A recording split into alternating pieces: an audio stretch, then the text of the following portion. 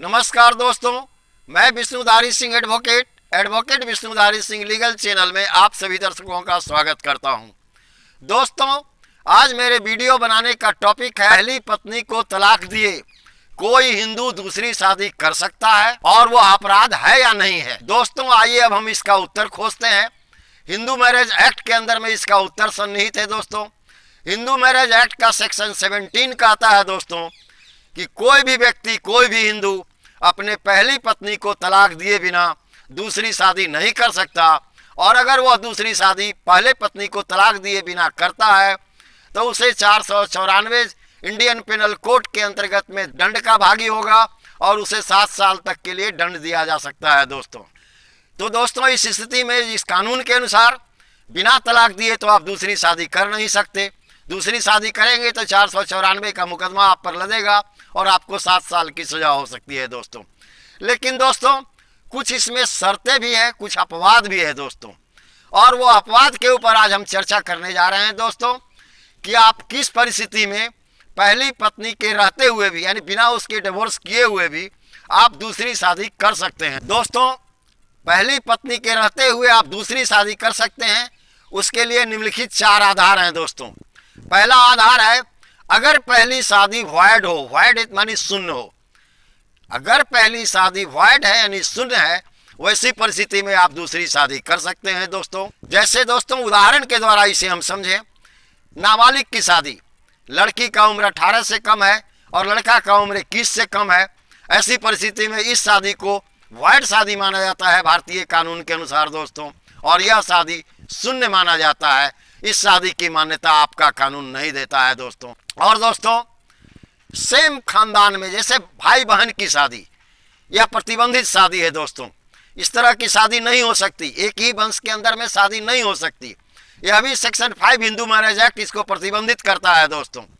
यानी कोई भी अपने वंश में, अपने प्रतिबंधित क्षेत्रों में, अपने प्रतिबंधित रिश्तेदारों के बीच में शादी नहीं कर सकता, क्योंकि उसमें एक ही खून, एक ही वंश का खून है दोस्तों। तो इस स्थिति में अगर ऐसी शादी हो गई है, किसी के भाई बहन की शादी हो गई, या आपसी किसी गुतिया नैया में कहीं शादी हो जाती है जो एक ही वंश के हैं, ऐसे शादी को भी शून्य माना जाता है दोस्तों। और इस तरह की शादी वॉइड है, इस तरह की शादी की न्यायालय मान्यता नहीं देता। इस तरह की शादी पहली अगर आपकी हो गई है तो आप दूसरी शादी कर सकते हैं दोस्तों, बिना पहली पत्नी को तलाक दिए दोस्तों। आइए अब हम दूसरे बिंदु पर चर्चा करें। पहला बिंदु हो गया दोस्तों कि अगर आपकी शादी, पहली शादी शून्य है, तब आप पहली पत्नी को बिना तलाक दिए दूसरी शादी कर सकते हैं दोस्तों। दूसरा इसका क्या अपवाद है दोस्तों? पहली जो शादी हुई वो इनवैलिड थी, अमान्य थी, वो शादी ही नहीं थी दोस्तों। जैसे दोस्तों, उदाहरण के द्वारा हम इसे समझे, हिंदू में शादी करने के लिए एक रीति रिवाज होता है दोस्तों, 7 फेरे होते हैं और विभिन्न तरह की प्रणालियां होती है। पंडित जी काफ़ी ढंग के क्रियाकलाप और काफ़ी ढंग का रीति रिवाज वहाँ बताते हैं। उस रीति रिवाज से अगर शादी नहीं हुई तो आपकी शादी इनवैलिड मानी जाएगी दोस्तों।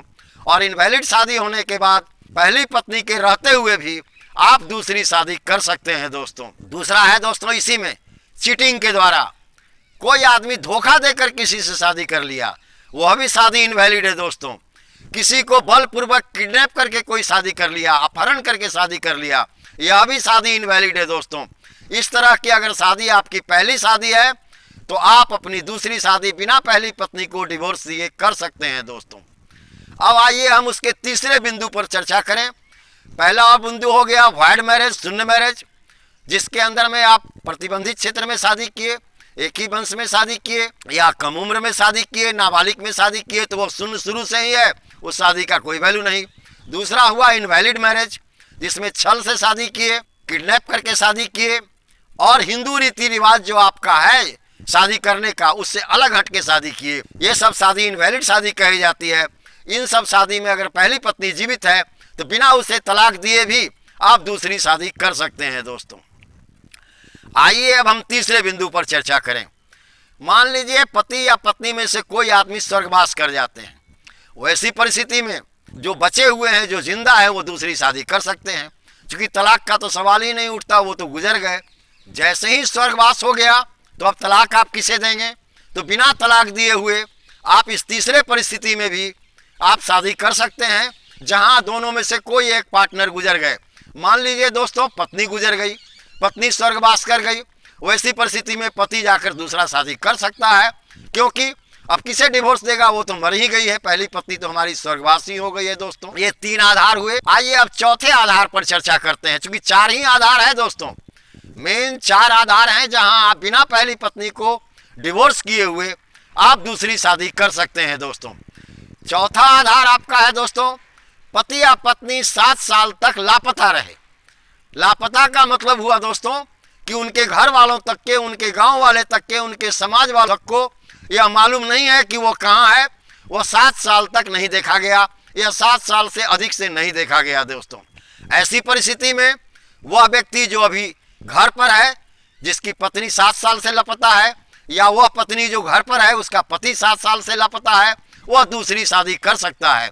लेकिन यहाँ भी एक शर्त है दोस्त, कि अपने दूसरी पत्नी के परिवार वालों को यह बताना जरूरी है कि मेरी शादी हो चुकी थी और 7 साल से पहले हमारी पत्नी या हमारे पति घर से बाहर चले गए हैं, वो हमारे साथ नहीं है और 7 साल से उनका कोई पता नहीं है।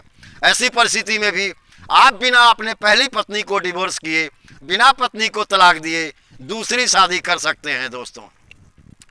दोस्तों एक आदमी हमें कमेंट करके लिखे हमारे कमेंट बॉक्स में कि पहली पत्नी के सहमति से क्या हम दूसरी शादी कर सकते हैं? पहली पत्नी का कोई संतान नहीं है। दोस्तों आप पहले पत्नी के सहमति से दूसरी शादी तो कर सकते हैं, लेकिन तब तक जब तक कि पहले पत्नी की सहमति बरकरार है। दोस्तों जिस दिन भी पहले पत्नी की सहमति नहीं रहेगी, यानी वह 10 साल बाद भी आप पर जाकर मुकदमा कर सकती है 494 का इंडियन पेनल कोड का, तो आप मुजरिम होंगे, आप दोषी साबित होंगे। दोस्तों यानी पहली पत्नी की जो सहमति है दोस्तों, उसके आधार पर आप शादी तो तत्काल किए, चूंकि इसमें नियम है दोस्तों कि केस वही कर सकता है जो पीड़ित है। तो पहली पत्नी ही पीड़ित है, चूंकि आपने दूसरी शादी की, और पहली पत्नी न्यायालय में जाकर आप पर केस नहीं करती है, तो आप सुरक्षित हैं।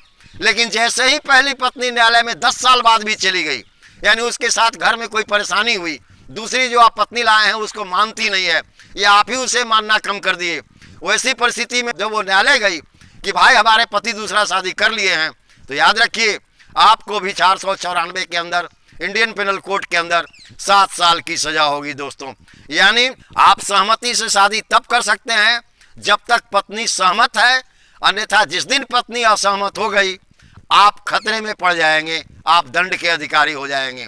तो दोस्तों अब आप समझ गए होंगे कि उपरोक्त जो 4 आधार है, पहला आधार है वॉइड मैरिज यानी शून्य शादी, इनवैलिड मैरिज जो शादी हुई नहीं, शादी ही गलत है, वो बेकार की शादी है। तीसरा है पति या पत्नी का स्वर्गवास हो जाना, और चौथा है 7 साल या उससे अधिक समय तक किसी एक व्यक्ति का, पति या पत्नी का लापता हो जाना। इन चारों परिस्थिति में दोस्तों आप दूसरी शादी बिना पहली पत्नी को डिवोर्स किए कर सकते हैं। दोस्तों अब आप समझ गए होंगे कि इन 4 परिस्थिति को छोड़कर कोई 5वां परिस्थिति नहीं है। सहमति पर तो हम बता ही दिए कि जब तक सहमति है तब तक आप ठीक हैं, सहमति जैसे ही उनकी टूट गई वैसे ही आप दंड के अधिकारी हो जाएंगे। धन्यवाद दोस्तों। विशेष अगले वीडियो में, अगर मेरा यह वीडियो आपको पसंद पड़ा तो आप इसे लाइक करें, सब्सक्राइब करें, अपने साथियों को, अपने संबंधियों को शेयर करें। सब्सक्राइब करने के बाद दाहिने तरफ का बेल बटन दबाना न भूलें। धन्यवाद।